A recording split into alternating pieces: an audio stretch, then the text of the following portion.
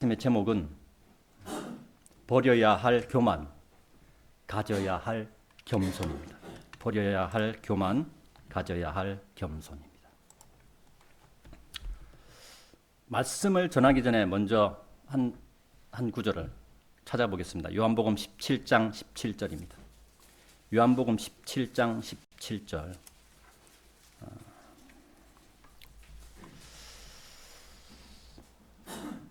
요한복음 17장 17절에는 우리가 그리스도인으로 살아가야 할 기준이 되는 말씀이 있다고 저는 생각합니다. 그 말씀이 있죠. 당신의 진리를 통하여 그들을 성결하게 하소서. 당신의 말씀은 진리니이다. 제가 설교 전에 이 말씀을 찾아보자고 말씀드린 이유는 하나님의 말씀은 진리라는 것을 기억하고 잊어버리지 말고 그 하나님의 말씀은 진리라는 바탕 위에서 우리가 하나님께 경배를 드리자라는 의미에서 말씀을 찾아보자고 했던 것입니다. 우리 믿음의 출발선은 하나님의 말씀에 있음을 기억하며 설교 말씀을 전하겠습니다. 천안생명 침례교회 성도 여러분, 그리고 온라인으로 참여하시는 성도 여러분, 지난 한 주간 어떻게 지내셨습니까? 지난주에 설교 말씀의 제목이 그녀의 안색에 더 이상 슬픔이 없었더라 였습니다. 그리스도인은 얼굴에 항상 기쁨이 넘쳐나야 합니다. 이건 뭐 이렇게 명령이 아니고 그리스도인으로 살다 보면 얼굴에 기쁨이 넘쳐날 수밖에 없어요.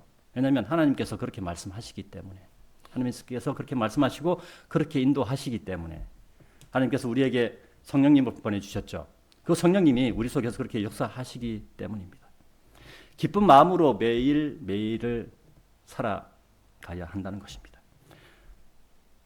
세상을 보면, 우리 주변에 있는 내가 겪고 있는 이 삶을 보면 기쁘지 않은 일들이 대부분이에요. 그죠? 왜냐하면 이 세상은 마귀에게 속해 있기 때문입니다. 그런데도 불구하고 우리 그리스도인은 기쁜 마음으로 살아가야 한다는 것입니다. 사람이 자신의 마음을 다스릴 줄 안다면 그 사람은 겸손한 사람으로 살아갈 확률이 높습니다. 마찬가지로 자신의 마음을 다스릴 줄 모른다면 교만한 사람으로 살아갈 가능성이 높습니다. 마음을 다스린다는 것은 자신의 생각을 다스린다는 것과 같은 말입니다. 마음은 감정이나 기억들이 깃들어 있는 곳, 또 생각이 생겨나는 곳, 그리고 생각을 담는 곳이기 때문입니다. 생각은 머리에서 나오는 것이 아니고 마음에서 나온다고 말할 수 있습니다. 이 세상의 삶에서도 자신의 마음을 다스리지 못하여 손해보는 사람들이 꽤 많습니다. 잠언 4장 23절에는 사람의 마음에 대해서 이렇게 말씀하고 있습니다. 열심을 다하여 너의 마음을 지키라. 이는 인생의 문제들이 거기에서 나오기 때문이라. 인생의 문제들이 거기에서 나오기 때문이라. 그 인생의 문제들이 생각이죠. 내가 잘못 생각하면 그 잘못 생각한 것으로 인해서 내 인생의 문제가 시작된다는 말씀입니다. 또 잠언 22장 17절에서는 너의 귀를 기울여 지혜로운 자들의 말들을 들으라. 그리고 나의 지식에 너의 마음을 쓰라. 라고 말씀하고 있습니다. 예수님 때문에 구원받았음에 감사하고 오늘도 예배에 참석하여 경배드릴 수 있음에 또 감사하고 일용할 양식이 있음에 감사할 줄 안다면 일주일을 기쁜 마음으로 살아갈 수 있을 것입니다. 나에게 주어지지 않는 것들이 나의 마음을 채운다면 기쁨이 없을 것입니다. 사람이 기쁘지 않은 이유가 내 능력 밖의 것, 내가 가지고 있는 것 밖의 것을 생각하기 때문입니다.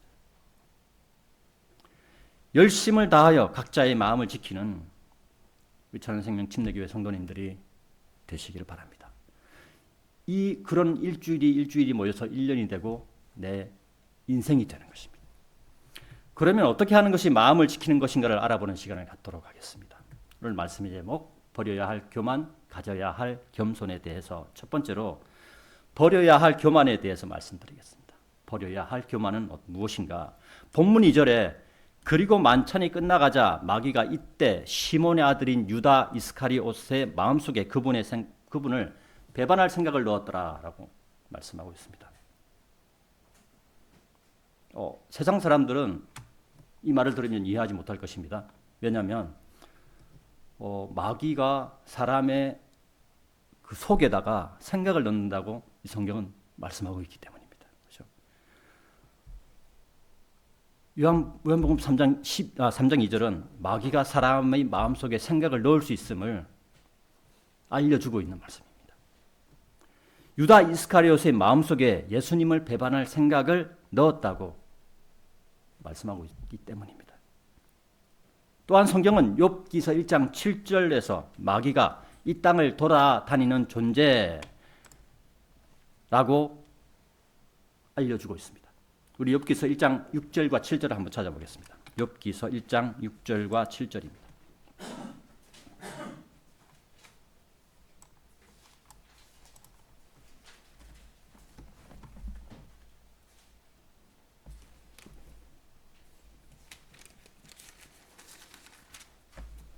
제가 봉독하겠습니다. 이제 하나님의 아들들이 주 앞에 자신들의 모습을 나타내기 위해 왔던 날이 있었는데 사탄도 그들 가운데 왔더라. 그러자 주께서 사탄에게 말씀하시기를 네가 어디서 오느냐 하셨느니라. 그때 사탄이 주께 대답하여 말씀드리기를 땅에서 이리저리 다니고 거기서 위아래로 거닐다가 왔나이다 하였더라. 욥기 1장 7절에서 마귀인 사탄이 하나님의 물음에 대답하기를 땅에서 이리저리 다니고 거기서 위아래로 거닐다가 왔나이다 라는 대답을 합니다. 여러분 혹시 매트릭스라는 영화를 보신 적이 있으십니까? 네. 그 매트릭스라는 영화에서 주인공이 시간과 공간을 넘나드는 장면이 나오는데 이 땅의 중력의 영향을 받지 않는 모습의 장면이 나옵니다. 중력의 영향을 받지 않으니 벽을 위아래로 다니는 그러한 장면도 나오죠. 욥기 1장 7절에 땅에서 이리저리 다니고 거기서 위아래로 거닐다가 왔나이다 라는 마귀의 대답은 중력의 영향을 받지 않고 다니는 것을 말합니다. 마귀는 이 땅의 존재가 아니므로 이 땅의 법칙에 구속받지 않는다는 것입니다. 제가 마귀에 대해서 말씀드리는 이유는 하나님의 허락하에 이 세상의 왕으로 잠시 있는 존재가 마귀라는 것입니다. 마귀는 지금도 사람의 눈에 보이지 않을 뿐이지 땅에서 이리저리 다니고 거기서 위아래로 거니는 존재라는 것입니다. 언제까지? 예수님께서 이 땅에 재림하셔서 마귀를 멸하실 때까지 마귀는 이 땅을 돌아다니고 있다는 것입니다. 땅에서 이리저리 다니고 거기서 위아래로 거니는 이유가 무엇일까요? 왜 마귀는 땅에서 이리저리 다니고 위아래로 거닐까요? 우리는 좀 전에 읽었던 욥기에서 그리고 예수님을 배반한 오늘 본문의 요한복음 13장 2절에 그 유다 이스카리옷에서 그 답을 찾을 수 있다고 생각합니다. 먼저 욥기서 찾았으니까 욥기 1장 8절에서 11절을 같이 보겠습니다. 그러자 주께서 사탄에게 말씀하시기를 너는 나의 종을 욥을 숙고해 보았느냐? 그는 완전하고 올바른 사람이요 하나님을 두려워하고 악을 기피하는 이로써 땅에는 그와 같은 자가 아무도 없느니라 하셨느니라. 그때 사탄은 주께 대답하여 이같이 말씀드렸더라. 욥이 아무런 까닭 없이 하나님을 두려워하나이까? 당신께서 그와 그의 집 주위와 그가 소유한 모든 것의 사면에 울타리를 만들어 주시지 아니하셨나이까? 당신께서 그의 두 손이 하는 일에 복을 주셨기에 그의 재물이 그 지역 가운데서 증가하였나이다. 그러나 이제 당신의 손을 내밀어 그가 소유한 모든 것에 손을 대소서. 그리하시면 그가 당신의 얼굴에 대고 당신을 저주할 것이니이다. 라고 마귀가 말합니다. 욥기 1장 8절에서 11절을 보면서 우리가 알 수 있는 부분은 마귀가 사람이 처해 있는 상황을 알고 있다는 것입니다. 사람의 생각은 모르지만 사람의 말을 들을 수 있고 사람의 상태도 안다는 것입니다. 특히 하나님의 사람은 더 잘 알고 있습니다. 하나님께서는 욥에 대하여 하나님을 두려워하고 악을 기피하는 이로써 땅에는 그와 같은 자가 아무도 없다고 욥을 칭찬하고 있습니다. 욥에 대한 하나님의 말씀에 마귀는 욥의 환경을 물고 늘어지는 모습을 보여주고 있는 것입니다. 오늘을 살아가는 그리스도인은 예수님 때문에 하나님의 사람이 된 사람들입니다. 그죠? 그래서 마귀가 그리스도인에 대하여 잘 알고 있다고 우리는 말할 수 있는 것입니다. 오늘날에도 마귀는 그리스도인이 처해 있는 환경을 물고 늘어지는 것입니다. 그리스도인의 환경을 물고 늘어져 시험에 빠지게 하고 낙담하게 만드는 것입니다. 그것이 재물이 되었든 건강이 되었든 그 무엇이든 그리스도인이 가지고 있는 것, 그것으로 마귀는 물고 늘어진다는 것입니다. 실제로 마귀는 자신에게 속해 있는 세상 사람들에게는 시험하지 않습니다. 마귀에게 속해 있는 사람들은 이미 자신의 종으로서 마귀의 뜻대로 행동하는 사람들이기 때문에 신경을 안 써요. 단지 그들을 이용할 뿐인 것입니다. 그러나 마귀는 그러나 마귀는 자신들의 종이 아닌 하나님의 사람들인, 하나님의 종인 우리 그리스도인들을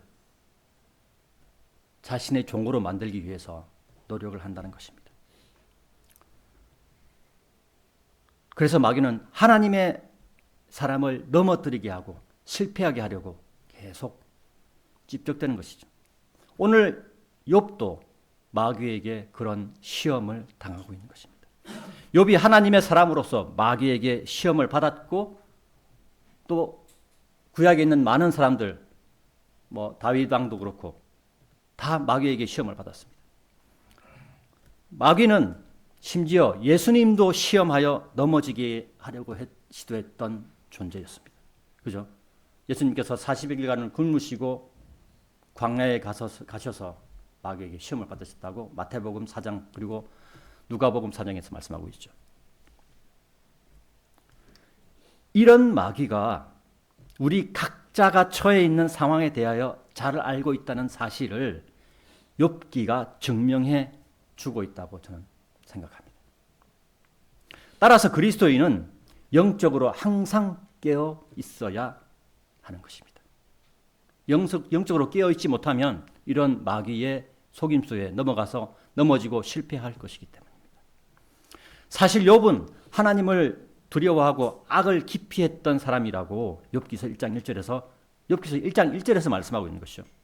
그러한 욥에게 하나님께서 자녀의 복과 물질의 복을 주신 겁니다. 그 순서가 마귀가 하나님께서 욥에게 물질의 복을 주셔서 욥이 그렇게 하는 것이 아니고 욥이 먼저 하나님을 두려워하고 자신을 하나님께 드리니 하나님께서 욥에게 물질의 복을 주신 거예요. 그런데 마귀는 그걸 틀어버려요.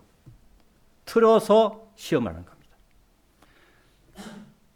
그런데 참고로 이런 하나님을 두려워하고 하나님께 순종하니 하나님께서 물질의 복을 주셨다라는 이런 교리는 오늘날에는 직접적으로 적용되지 않습니다. 왜냐하면 우리는 그리스도인으로서 하늘의 복을 받는 사람들이에요. 이 땅의 복을 받는 사람들이 아니라.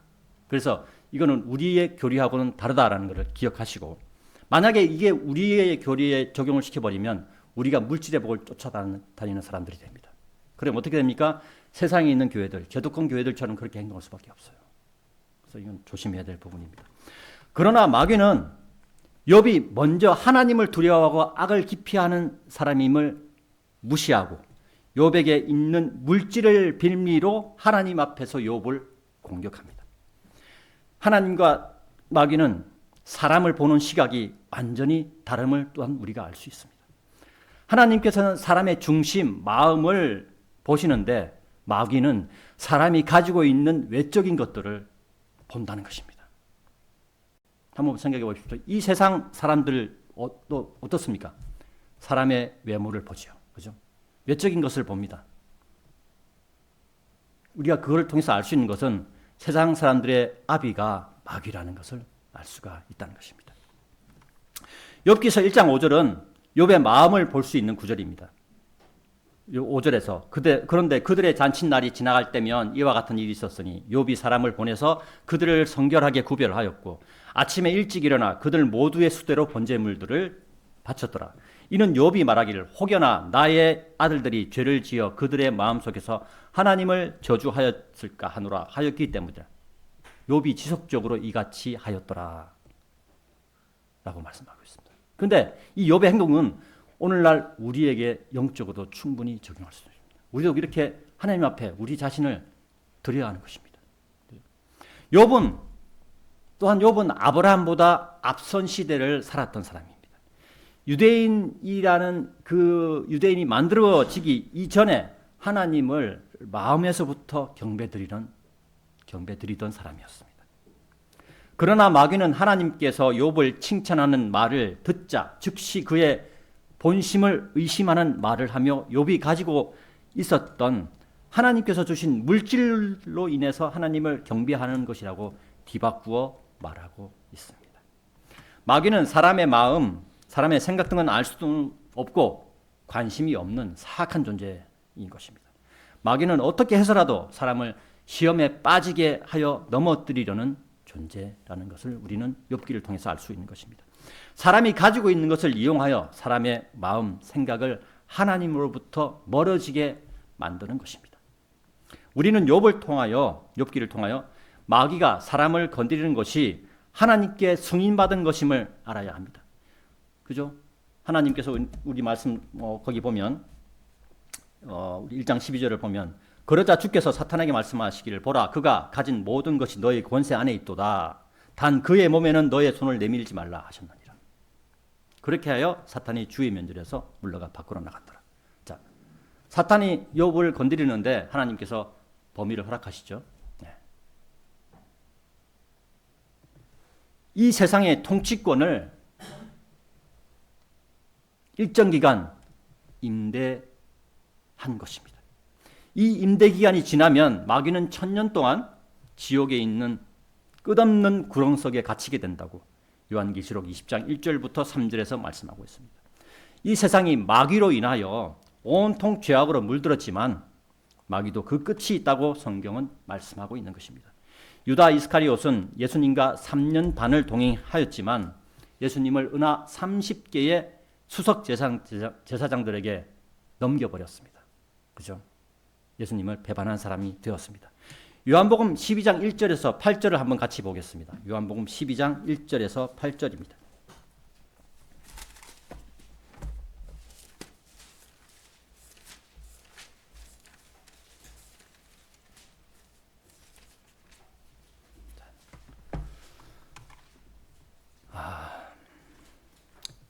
제가 보도하겠습니다. 그때 예수님께서 유월절 엿새 전에 베다니로 오셨으니 그곳은 그분께서 죽었던 나사로를 죽은 자들로부터 살리신 곳이었더라. 거기에서 그들이 그분께 만찬을 마련하였는데 마르다는 식사 시중을 들었으나 나사로는 그분과 함께 식탁에 앉은 자들 중 하나였더라. 그때 마리아가 아주 값진 감송 향유 1파운드를 가지고 와서 예수님의 두 발에 부었으며 자신의 머리카락으로 그분의 두 발을 닦았더라. 그러자 그 집이 향유 내음으로 가득하였더라. 자, 여기서 우리가 생각해야 될 것은 이 1파운드는 그때 당시에 노동자의 1년치 품삯이라고 합니다. 자, 지금 이 시대와 또 한번 생각합시다. 노동자들의 평균 임금이 예를 들어서 한 달에 한 300이라고 생각합시다.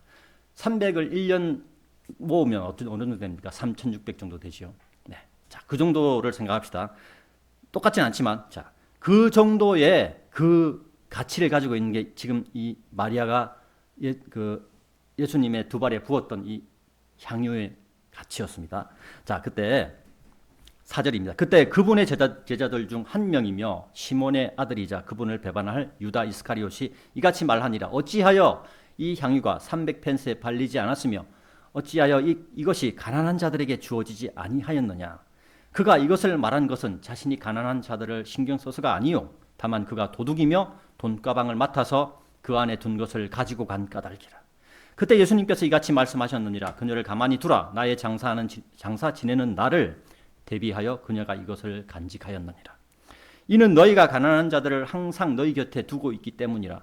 그러나 나는 항상 너희 곁에 있지는 아니하니라. 자, 여기 8절에서 우리가 또 이해해야 될 부분들이 뭐냐면, 그러나 나는 항상 너희 곁에 있지는 아니하니라는 말씀이 뭐냐면 예수님의 몸입니다. 지금 우리는 예수님의 영인 성령님 우리와 함께 있죠. 그거하고는 다르다. 이해를 하시기 바랍니다. 5절과 6절의 말씀에서 유다 이스카리옷이 어떤 사람인가를 우리는 알 수 있습니다.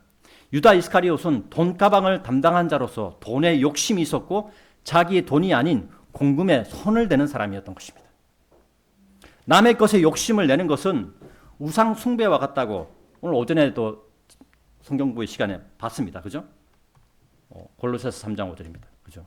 오전에 성경 공부를 같이 안 보신 분들을 위해서 골로새서 3장 5절을 같이 한번 보겠습니다. 골로새서 3장 5절입니다.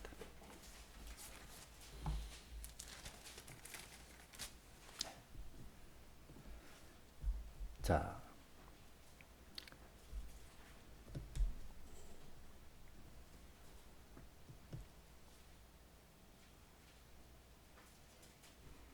자신 줄 알고 봉독하겠습니다. 그러므로 땅 위에 있는 너희의 지체들을 죽이라. 음행, 불결함, 무절제한 애욕, 악한 색정, 그리고 탐심이니 탐심은 우상 숭배니라. 골로새서 3장 5절은 이 땅 위에 거하는 모든 사람의 몸이 죄로 가득함을 나타내고 있는 것입니다. 모든 사람들이 음행, 불결함, 무절제한 애욕, 악한 색정, 그리고 탐심으로 가득 차다는 거예요. 그런데 그 중에서 특히 탐심은 우상 숭배라고 얘기해요. 탐심은 욕심입니다. 그죠? 남의 것을 내 것화하려는 욕심입니다. 그죠? 그건 우상 숭배라고 얘기하는 거예요. 오전에 집사님께서 말씀하셨지만 그것이 하나님보다 그것이 나에게 먼저가 되는 것이죠. 그죠? 그걸 욕심을 낸다는 것은. 그래서 우상 숭배라고 얘기하는 것입니다. 그리고 이 죄로 가득한 몸을 성경은 죽이라고 말씀하고 있습니다. 몸을 죽이는 것은 몸에 들어있는 악한 생각을 죽이는 것입니다. 유다 이스카리옷은 죄로 가득한 자신의 생각들을 죽이지 못한 자였습니다. 자신의 생각들을 죽이지 못하니 돈에 욕심이 생기고 남의 돈에 손을 대고 또 예수님의 죽으심을 앞서서 기념하는 마리아의 그 모습은 보이지 않고 값이 나가는 물건에만 신경을 곤두세우는 행동을 하는 것입니다. 한번 보십시오. 1년치 임금, 우리 기준으로 보면 한 4천만 원 정도? 그게 그 하나에 딱 들이다고 생각해 보십시오. 그거 가서 팔면 4천만 원이 나한테 바로 생긴다고 생각해 보십시오. 유다 이스카리옷은 거기에 욕심이 있던 것입니다. 제가 앞에서 마귀는 사람의 생각은 알 수 없다고 말씀드렸습니다. 마귀는 사람의 행동으로 그 사람을 판단하는 것입니다. 유다 이스카리옷의 행동을 통하여 유다 이스카리옷이 어떤 생각을 하는 사람인가를 마귀는 알았다는 것입니다. 마귀가 예수님을 죽이기 위한 자신의 목적을 이루기 위해 적합한 사람으로 판단하였다는 것을 우리는 추측할 수가 있습니다. 그래서 마귀가 유다 이스카리옷에 예수님을 배반할 생각을 넣었다고 성경은 말씀하는 것입니다. 마귀가 이 세상 사람들 모두에게 다 자신의 생각을 넣지는 못해요. 그거는 마귀의 능력, 그런 능력은 마귀의 능력 밖이기 때문에 마귀가 사람의 생각을 안다는 것은 하나님 외에는 마귀는 알 수가 없는 거예요. 그러나 사람은 그의 행동으로 마귀에게 자신을 드러낼 수 있습니다. 그렇죠? 그러면 마귀가 거기에 들어가는 거예요. 그래서 우리 그리스도인은 자신의 생각과 행동을 조심해야 된다는 것입니다. 사람이 자기의 악한 생각들을 죽인다면 음행, 불결함, 무절제한 애욕, 그리고 악한 색정, 그 탐심의 그 생각들이 마음의 자리를 잡지 못할 것입니다. 유다 이스카리옷은 자신의 악한 생각을 죽이지 못한 사람이었고 그런 사람이었다고 우리는 결론을 내릴 수 있습니다. 우리는 유다 이스카리옷의 행동을 바라보며 교훈을 얻어야 합니다. 교훈을 얻지 못하고 깨닫지 못하면 나의 모습이 변화되지 않기 때문입니다. 성도 여러분, 여러분은 자신의 악한 생각들을 매일 죽이고 있습니까? 이것이 영적 전쟁입니다. 영적 전쟁이 다른 게 아니에요. 내가 그리스도인으로서 매일매일을 살아가고 있는가? 내 속에 있는 죄악이, 내 속에 있는 죄가 나를 계속 넘어지게 하려는 것에 내가 그것을 죽이고 승리하고 살아갈 수 있는가? 이것이 영적 전쟁인 것입니다. 유다 이스카리옷은 자신의 영적 전쟁에서 실패한 사람이었습니다. 마귀는 영적 전쟁에서 실패한 사람을 찾고 있는 것입니다. 그것이 일반 사람이든 아니면 그리스도인이든. 근데 영적 전쟁을 할 수 있는 사람은 일반 사람은 영적 전쟁을 할 수 없죠. 왜냐하면 모르기 때문에. 그러면 그리스도인은 영적 전쟁을 할 수 있는 사람들이죠. 영적 전쟁에서 실패한 횟수가 누적되고 쌓이면 결국은 그 사람은 양심의 화인이 맞게 되는 것입니다. 양심의 화인을 맞으면 어떻게 됩니까? 양심이 딱딱해져 가지고 바른 말씀, 그런 말씀들이 들어오질 못해요. 악을 보고도 아무렇지도 않게 대하는 그러한 상황이 되는 것입니다. 유다 이스카리옷은 예수님 앞에서 아무렇지도 않게 거짓을 진실인 것처럼 말하고 있습니다. 어찌하여 이 향유가 300펜스에 팔리지 않았으며 어찌하여 이것이 가난한 자들에게 주어지지 아니하였느냐. 근데 이게 유다 이스카리옷의 본성이 아니에요. 본심이 아니에요. 근데 그것은 이렇게 얘기하는 것은 유다 이스카리옷이 이것을 이용해서 자기의 욕심을 채우기 위한 것이었다는 것이죠.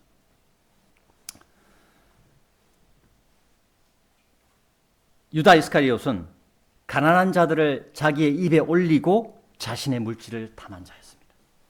오늘날에도 이런 자들은 세상에 많습니다. 예를 들어보면 제가 몇 년 전에 우리 이제 한국의 정치인들이나 유명한 사람들 이렇게 보면 특히 정치인들 가슴에 배지를 달고 있어요. 이렇게 약간 그 사과 비슷한 열매 2가지 이렇게 해서 이렇게 배지를 달고 있는 게 보일 겁니다. 그게 뭐냐면 그 봉사단체인 걸로 알고 있는데 무슨 사랑의 열매인가 그래. 근데 그때 그 몇 년 전에 거기서 일이 터졌어요. 거기 단체의 어떤 사람이 그 돈을 횡령을 했습니다. 근데 이것은 이 단체뿐만이 아니고 우리 세계적인 그 단체인 유니세프에서도 이런 일이 또 벌어졌습니다. 자, 무엇입니까? 사람은 자신을 어떻게 할 수 없다는 거예요. 사람은 그 속에 죄밖에 없다는 거예요. 이런 자들이 마귀의 종들이며 마귀에게 쓰임 받는 자들이 되는 것입니다. 앞에서 제가 욥기와 유다 이스카리옷을 통해서 마귀가 땅을 이리저리 다니고 위아래로 다니는 이유를 알 수 있다고 말씀드렸습니다. 마귀가 땅을 이리저리 다니고 위아래로 다니는 이유를 2가지로 저는 한번 나누어 봤습니다. 하나는 마귀가 삼킬 자를 찾기 위함입니다. 하나님께서는 욥을 평가하실 때 욥에 대하여 말씀하시기를 그는 완전하고 올바른 사람이요 하나님을 두려워하고 악을 기피하는 사람으로서 땅에는 그와 같은 사람이 아무도 없다라고 평가하셨습니다. 그 시대를 기준으로 놓고 보면요. 이러한 하나님의 사람이라도 마귀는 삼키려고 한다는 것입니다. 욥기를 통해서 우리는 마귀가 사람에게 있는 물질을 이용하여 사람을 삼키려고 한다는 것을 알 수 있습니다. 욥에게 있는 재물은 욥이 욕심을 내서 얻은 물질은 아니지만 사탄은 하나님을 충동질하여 욥이 소유한 모든 것에 손을 대어 빼앗았으며 욥이 하나님을 저주할 것이라는 악한 말을 하나님 앞에서 합니다. 마귀는 2번이나 하나님을 충동질하여 욥을 시험합니다. 그죠? 이건 말고 한 번 더 하죠. 욥의 그 몸을 건드려 가지고. 근데 하나님께서는 거기서 욥의 생명은 건들지 말라고 딱 또 제안을 주십니다. 그래서 2번을 또 이렇게 시험을 합니다. 그리고 마귀는 욥의 친구들을 이용해서 욥에게 너의 죄를 자백하라라고 또 강요하죠. 마귀는 사람의 약점을 이용하여 사람을 넘어뜨리려는 자입니다. 사람이 죄를 짓게 하면 그 사람은 죄의 종이 되는 것입니다. 사람이 죄를 짓게 되면 그 사람은 마귀에게 삼켜진 자가 됩니다. 그러나 죄를 지은 사람이라도 자신이 죄인임을 알고 고백하고 예수님을 영접하면 마귀의 종에서 하나님의 종으로 하나님의 사람으로 변화되는 것입니다. 이것이 오늘날 우리가 받은 하나님의 은혜입니다. 이것이 오직 우리가 예수 그리스도를 통해서 우리가 구원받은 하나님의 은혜입니다. 이것에 우리는 항상 감사해야 한다는 것입니다. 성경은 유다 이스카리ot에 대해서 요한복음 12장 5절과 6절에서 돈가방을 맡은 자이며 도둑이라고 표현하고 있습니다. 마귀는 자신의 종이 된 사람을 사용합니다. 유다 이스카리ot도 예수님을 은화 30개에 넘기기 전에 이미 도둑으로 돈가방에 손을 댄 자였습니다. 그렇죠? 이미 마귀의 종이 된 사람이었어요. 유다 이스카리ot은 예수님을 넘기기 전에 이미 죄의 종이 된 자였다는 것을 우리는 알 수 있다는 것입니다. 마귀는 이런 자를 사용하는 것입니다. 죄악에 물들어 있는 자를 마귀가 사용하는 것입니다. 그리스도인도 죄악에 물들 수 있습니다. 여러분도 아시다시피 왜냐하면 우리의 구원이 아직 완전하게 이루어지지 않았기 때문입니다. 우리의 몸이 아직은 죄에서 벗어나지 않았기 때문입니다. 우리의 몸이 죄에서 벗어나는 때는 예수님께서 공중 재림에서 우리 그리스도인들을 데려가시는 때입니다. 그때 우리는 완전해질 것입니다. 우리의 마음속에 있는 죄를 향한 갈망을 우리는 죽여야 합니다. 그때까지 우리가 완전히 변화될 때까지 우리는 우리 마음속에 있는 죄를 향한 갈망을 죽여야 한다는 것입니다. 성경은 죄악에 물든 그리스도인들에게 다음과 같은 말씀으로 경고하고 있습니다. 고린도전서 5장 1절에서 5절을 찾아보겠습니다. 고린도전서 5장입니다. 고린도전서 5장 1절에서 5절을 찾아보겠습니다.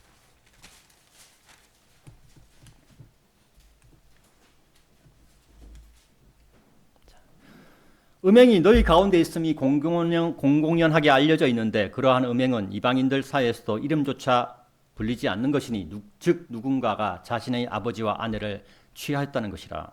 그런데 너희가 우쭐해져서 오히려 애국하지도 아니하였으니 이런 행동을 한 자가 너희 가운데서 되도록 하지 아니하는도다. 여기서 자신의 아버지 아내라는 것은 아버지가 재혼을 해서 맞아들인 아내를 얘기합니다.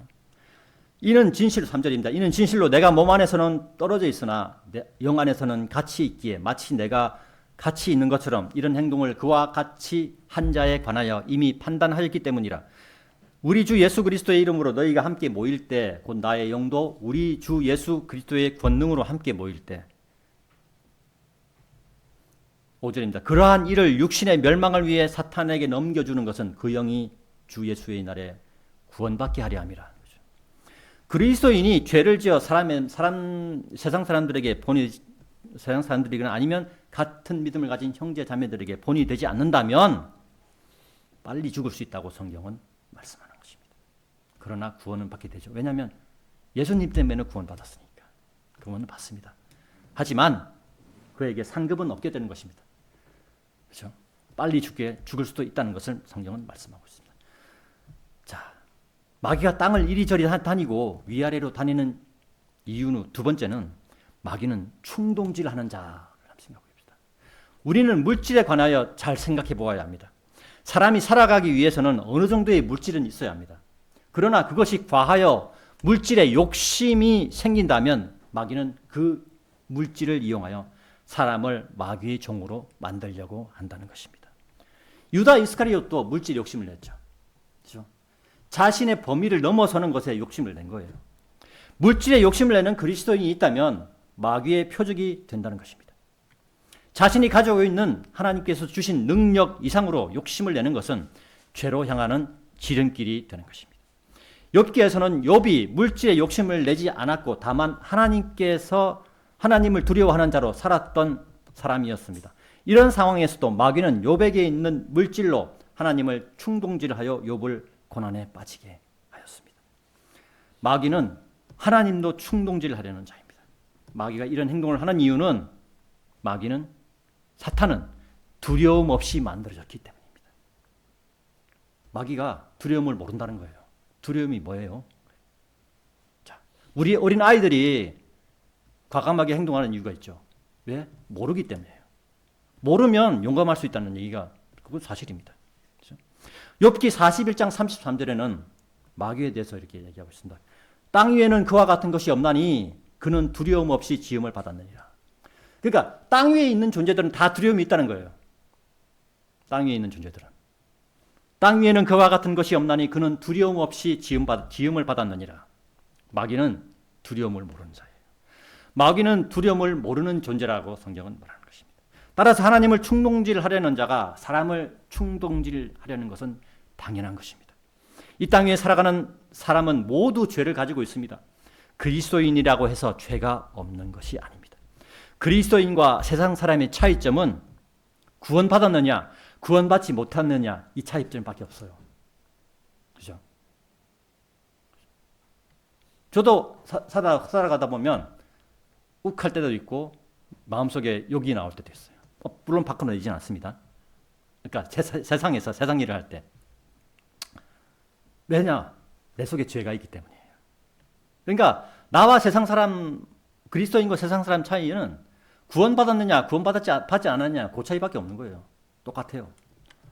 그리고 그리스도인도 그리스도인 중에서도 또 나눌 수가 있습니다. 구원만 받은 자, 그리고 하나님 앞에서 부끄러워할 필요 없는 일꾼으로 공부하는 자, 이 두 가지로 또 나눌 수 있다는 것입니다. 구원받았습니다. 나는 거의 여기서 그만둘래요. 나는 구원받은 것으로 만족하겠습니다 하면 구원받은 자로만 남습니다. 그러나 내가 하나님의 진리의 지식을 알고 싶어하고 내가 하나님 일을 하고 싶은 사람들은 하나님께서 쓰는 하나님의 사람으로 사용된다는 것입니다. 그리스도인은 이것을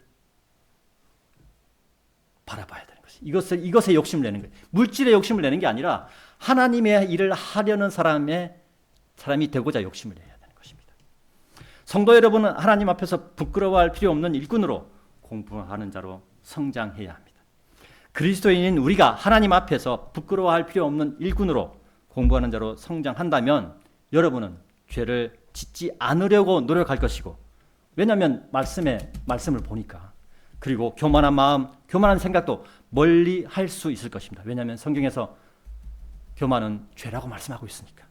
성경은 죄가 무엇인지, 교만한 것이 무엇인지를 알려주고 있기 때문입니다.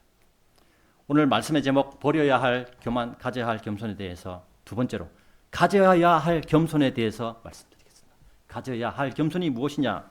본문 3절에서 5절입니다. 예수님께서는 아버지께서 모든 것들을 자신의 두 손 안에 주신 것과 자신이 하나님께로부터 왔다가 하나님께로 가는 것을 아셨으므로 그분께서 만찬 자리에서 일어나시어 자신의 의복들을 한쪽으로 놓으시고 수건 한 장을 가져다가 스스로 허리에 두르셨더라. 그런 뒤에 그분께서 대야에 물을 부어 제자들의 발을 씻기기 시작하셨고 또 그분께서 허리에 둘려있는 수건으로 그 발들을 닦기 시작하셨더라. 자, 요즘은 이런 것들이 제독군교에서는 없는 건 줄 알았는데 한 10년 전인가에 이런 것들이 있었죠. 막 같은 믿음을 가진 사람들을 막 발 닦아준다고. 그 세족식. 이게 여기서 나온 얘기예요. 그러나 그들은 구원받지도 않은 사람들이기 때문에 그게 의미가 없죠. 그죠? 예수님께서는 자신에게 남은 시간이 얼마 되지 않음을 아셨고 제자들과 마지막 만찬 자리에서 일어나셔서 제자들의 발을 씻기기 시작하셨습니다. 아마도 제자들은 어리둥절했을 것입니다. 하나님의 아들이신 분께서 죄 많은 나를 씻기시다니 이 어찌된 일인가? 그래서 베드로가 예수님께 묻는 것입니다. 주여 당신께서 제 두 발을 씻기시나이까? 라고 베드로는 예수님께 묻는 것입니다. 이에 예수님께서는 베드로에게 내가 하는 것을 지금은 네가 모르나 이후에는 알리라 라고 말씀하셨습니다. 이것은 예수님의 겸손이었습니다. 예수님께서는 제자들과의 마지막 만찬 자리에서 겸손이 어떤 것인가를 몸소 보여주신 것입니다. 우리가 읽지는 않았지만 요한복음 13장 15절에서 17절에는 이런 말씀이 있습니다. 이는 내가 너에게 한 예시를 남겨주었기 때문이니 내가 너에게 행한 것처럼 너희도 행하게 하려 함이라. 진실로 진실로 내가 너희에게 말하노니 종은 자신의 소유주보다 더 위대하지 않노라. 또한 보냄을 받은 자도 그를 보낸 자보다 더 위대하지 않노라. 만일 너희가 이런 것들을 알고 너희가 그것들을 행한다면 너희는 행복하니라 라고 말씀하고 있습니다. 예수님께서는 지금 그리스도인인 우리에게도 말씀하신 것입니다. 내가 너희에게 행한 것처럼 너희도 행하게 하려 함이라. 무엇을 행하게 하려 한다는 말씀입니까? 겸손을 행하게 하려 한다는 말씀입니다. 우리가 꼭 발을 지켜줘야 겸손하다는 것이 아니라 자신을 낮추는 것입니다. 자신을 형제 자매들보다 자신을 더 낮추는 것입니다. 이것이 겸손이라는 거예요. 그리스도인인 우리는 예수님의 종입니다. 예수님의 피로 구원받았기 때문입니다. 따라서 우리는 예수님보다 위대하지 않는 자들입니다. 그죠? 그리고 예수님께서는 자신을 이 땅에 보내신 하나님 아버지보다 위대하지 않다고 자신을 낮춥니다. 왜냐하면 보냄을 받은 자도 그를 보낸 자보다 더 위대하지 않노라. 이 말이 무슨 뜻입니까? 보냄을 받은 자는 예수님을 얘기하는 것입니다. 그리고 그를 보낸 자는 누구십니까? 하나님 아버지예요. 자신을 낮추시는 거죠. 우리도 우리 자신을 하나님 앞에서 낮출 때 겸손을 가질 수 있는 것입니다. 하나님 앞에서 낮추면 형제 자매들 앞에서도 낮출 수가 있는 거예요. 요한복음 13장 17절은 우리가 자신을 낮추고 겸손하게 행할 때 우리에게 행복이 있다고 말씀합니다. 이게 뭐냐면 예수님께서는 행복의 기준이 자신을 낮추는 것에 있고 겸손하게 행하는 것에 있음을 우리에게 알려주고 있는 것입니다. 그러나 세상은 어떻습니까? 세상의 행복의 기준은 무엇입니까? 물질에 있다고 얘기하고 있죠. 세상은 물질로 사람들을 유혹합니다. 물질이 있으면 안 되는 것이 없다고 유혹합니다. 하지만 사람의 육체의 연수도 영원하지 않고 시편 90편 10절에는 70이요 강건하더라도 80이라고 얘기하고 있죠. 또 이 세상도 영원하지 않다고 베드로후서 3장 10절과 12절에 하늘들이 다 날아가 버린다고 얘기합니다. 그리고 이 말씀은 계시록 20장 11절에도 나옵니다. 이 세상도 영원하지 않다고 말씀합니다. 사람이 영원히 살아가야 하는 곳은 지금의 이 세상이 아님을 깊이 생각해야 한다는 것입니다. 이 세상의 물질에 행복의 기준을 둔다면 마귀에게 속고 있는 것입니다. 그리스도인은 이 세상의 물질에 행복의 기준을 두어서는 절대로 안 됩니다. 마태복음 4장 8절과 9절에는 마귀가 예수님을 시험하며 예수님께 했던 말이 있습니다. 마귀가 예수님을 지극히 높은 산속으로 데리고 올라가서 세상의 모든 왕국들과 그것들의 영광을 그분께 보여주며 만일 네가 엎드려 내게 경배하겠다면 이 모든 것을 내가 너에게 주겠노라 라고 예수님을 유혹하는 것입니다. 이런 방법은 오늘날에도 마귀가 사람들을 유혹하는 방법입니다. 왜냐하면 요즘은 높은 산속으로 올라갈 필요도 없는 시대입니다. TV나 컴퓨터, 핸드폰만 열면 세상에 휘황찬란한 것들, 세상의 유명한 관광지들 다 볼 수 있어요. 그죠? 세상의 영광을 볼 수 있는 시대라는 것입니다. 마귀는 이런 것들로 사람들을 유혹하여 세상으로 빠지게 만드는 것입니다. 마귀는 이런 것들을 그리스도인에게 이런 것들을 유혹해서 그리스도인이 주일 예배를 드리지 않고 여행을 가게 만듭니다. 하나님 앞에 예배를 드려야 되는데 경배를 드려야 되는데 빠져버리고 세상에 좋은 것들을 빠지게 만드는 거예요. 이것이 마귀가 오늘날에도 예수님을 유혹했던 것처럼 오늘날에도 사람들을 유혹하고 있다는 것입니다. 이런 것들을 보고 있으면 마치 돈만 있으면 다 될 것 같은 기분이 사람의 마음을 채우는 것입니다. 그렇다면 마귀가 말한 만일 네가 엎드려 경배하겠다면 이 모든 것을 내가 너에게 주겠노라 라는 말은 참된 말일까요? 당연히 거짓말입니다. 앞에서 제가 말씀드렸지만 마귀는 자기의 권세를 누구한테 임대받았습니까? 하나님께 임대받은 거예요. 예수님께서 이 땅에 다시 내려오는 재림의 날까지만 마귀의 권세가 영원하지 않은 것입니다. 마귀는 자신이 집주인 행세하며 세입자를 모으고 세입자에게서 받은 돈을 가지고 도망가는 사기꾼과 같은 자입니다. 요즘 서울뿐만 아니고 한국에 중국인들이 이 세입자 행세를 하면서 돈 받아가지고 날르는 그런 뉴스가 나왔죠. 똑같은 거예요.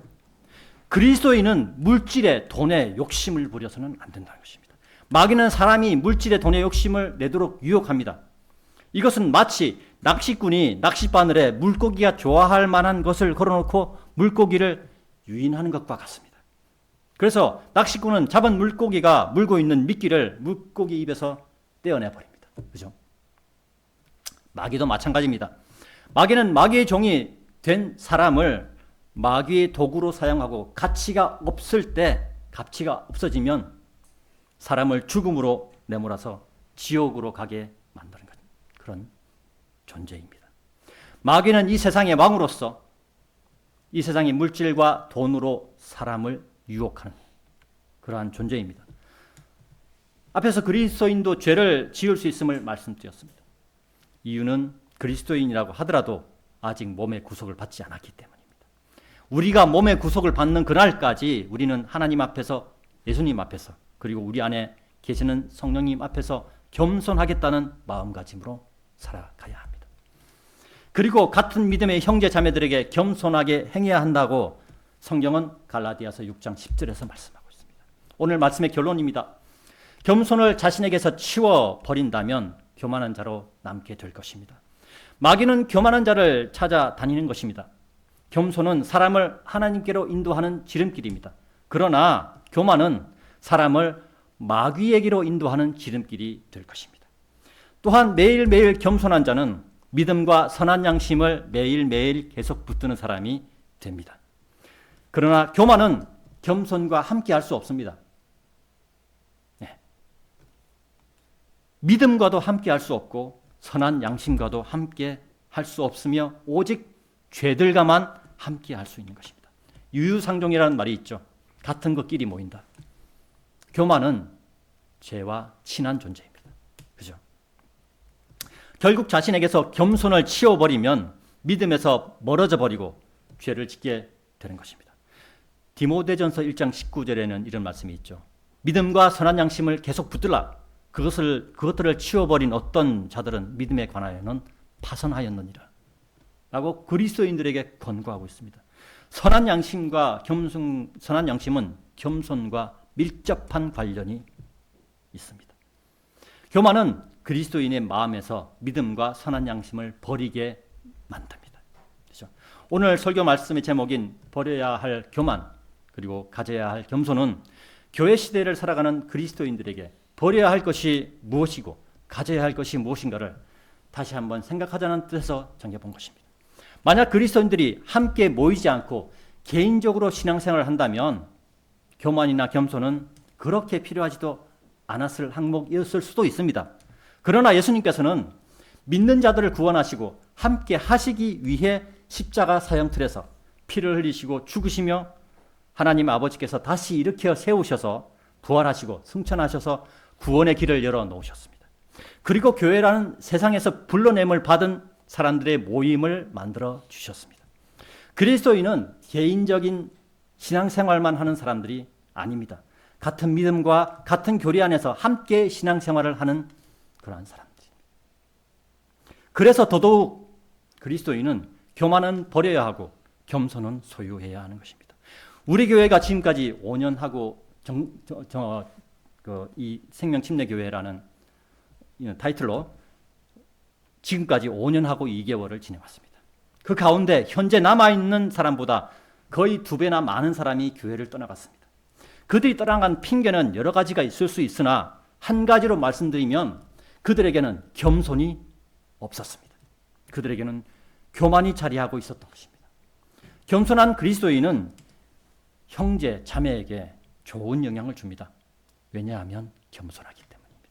반대로 교만한 그리스도인은 형제, 자매에게 나쁜 영향을 끼칩니다. 왜냐하면 교만하기 때문입니다. 교만은 다른 사람의 생각과 말을 무시하죠. 그게 대표적인 것입니다. 성경은 말씀합니다. 교만은 멸망에 앞서가고 거만한 영은 몰락에 앞서가느니라. 이 잠언 16장 18절의 말씀입니다. 또한 시편 9편 12절에서는 이렇게 말씀하고 있습니다. 그분께서는 겸손한 자의 부르짖음을 잊지 아니하시는도다 라고 말씀하고 있다는 것입니다. 그리스도인은 아까 제가 서두에 말씀드렸죠. 기도하는 사람이라고 얘기했죠. 기도는 우리가 하나님 앞에 부르짖는 것입니다. 근데 우리가 교만하면 우리의 부르짖음을 하나님께서 듣지 않으시는 거예요. 그래서 결론적으로 그리스도인은 겸손해야 된다라는 결론을 내릴 수 있다는 것입니다. 하나님께서는 교만한 자를 멀리하시고 겸손한 자를 가까이 하시는 분입니다. 천안생명 침례교회 성도 여러분, 그리고 온라인으로 참여하시는 성도 여러분, 지금까지 천안생명 침례교회를 떠나간 많은 사람들이 있었습니다. 그들에게는 교만이라는 한 가지 공통점이 있었습니다. 목사님의 설교가 마음에 들지 않는다고 대놓고 짜증을 내고 자기들의 마음에 드는 목사를 데려와야 한다고 목소리를 높이는 사람들이 대부분이었습니다. 그러한 사람들이 과연 겸손한 그리스도인이라고 우리는 말할 수 있을까요? 겸손한 그리스도인이라면 그렇게 반응할 수 없는 것입니다. 겸손한 그리스도인이라면 다른 형제 자매가 잘 되도록 기도해 주는 것입니다. 기다려 주는 것입니다. 인내하는 것입니다. 이것이 하나님께서 그리스도인들에게 원하시는 것이라고 말씀드립니다. 여러분 모두가 교만은 버리고 겸손은 소유하여 하나님께 쓰임 받는 참 그리스도인으로 변화되고 또 하나님께 그리고 형제자매에게 발견되시기를 간절히 기원하는 바입니다. 이상으로 2025년 10월 26일 주일 오전 설교를 마치도록 하겠습니다.